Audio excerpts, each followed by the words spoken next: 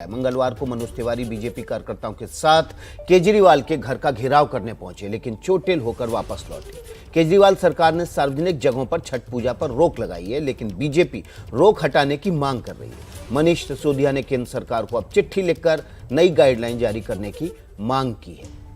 ये 3 तस्वीरें छठ को लेकर हो रही दिल्ली में सियासत से जुड़ी हुई। अंजलि हमारे साथ जुड़ी हुई है। अंजलि, सबसे पहले तो सरकार ने कहा, दिल्ली सरकार ने, कि छठ पूजा नहीं हो सकती, कोरोना है।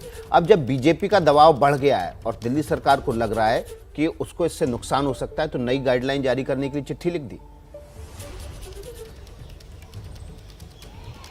जी देखिए, बिल्कुल ये आप कह सकते हैं कि आरोप प्रत्यारोप की बात है। और अब एक बार फिर से जो हमने आम आदमी पार्टी और बीजेपी के बीच में जो टकराव देखा है, उसी की ये एक और बानगी है। ये जो पूरा मसला है कि किस तरह से अभी फिलहाल दिल्ली सरकार की ओर से केंद्र सरकार के पाले में एक गेंद डाल दी गई है कि आप नियम और दिशा निर्देश जारी करके बताएं कि छठ पूजा का आयोजन किस तरह से किया जाएगा, क्योंकि कोरोना का हवाला दिया गया है। हालांकि जहां तक पिछले साल छठ पूजा की बात करें तो छठ पर्व के सार्वजनिक जगहों पर आयोजन की मनाही पिछले साल भी थी दिल्ली में, लेकिन इस बार की स्थिति पे अगर तुलना करें तो पिछले साल के मुकाबले जो पॉजिटिविटी रेट है या कोरोना के केसेस हैं वो कम है। तो इसको देखते हुए दिल्ली बीजेपी जो है, इस बार फिर से वही गाइडलाइंस जारी की गई कि सार्वजनिक जगहों पर पूजा नहीं होगी। तो दिल्ली बीजेपी पूरी तरह से आम आदमी पार्टी की सरकार को इस समय घेरने में लगी हुई है, ये कहते हुए कि ये पूर्वांचलियों का अपमान है दिल्ली सरकार का फैसला। जी तो बिल्कुल।